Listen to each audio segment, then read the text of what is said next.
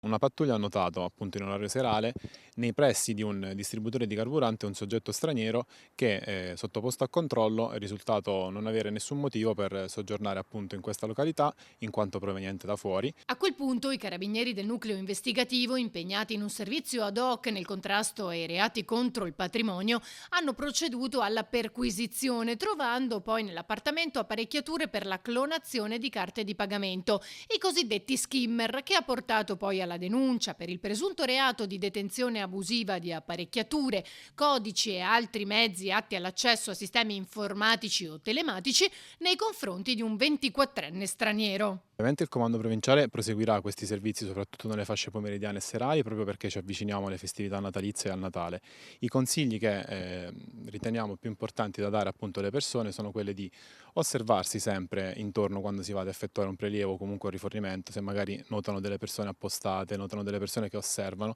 la prima cosa da fare è sicuramente chiamare il 112. Inoltre, nel momento appunto del prelievo o del rifornimento, cercare di prestare attenzione appunto alle colonnine o comunque ai dispositivi bancomat e verificare se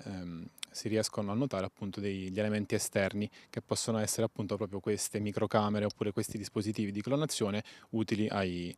malfattori appunto per carpire i PIN e clonare appunto le carte di credito e le carte carburante.